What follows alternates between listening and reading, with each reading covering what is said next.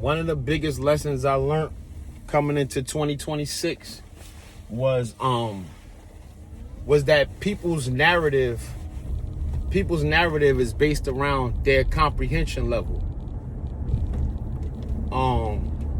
And I learned that from being around a lot of different groups and just hearing out their perspective or their take on things.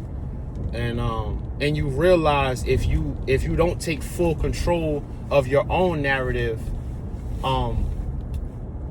people, by default are only gonna take what they saw through social media, from whatever you've given them in your interactions with them, and it's taken and pieced together from a lot of different things, but that still ultimately is still only based upon their comprehension level.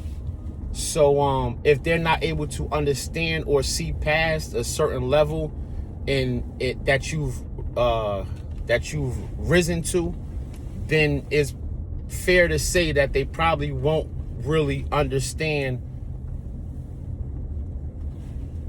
where you're at now, and they'll have a certain type of narrative about you.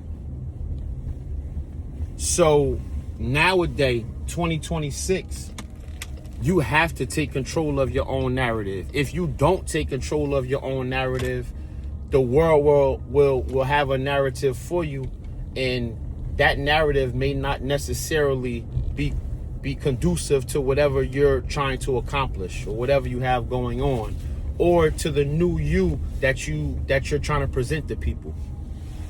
And that's just one of the biggest lessons I learned in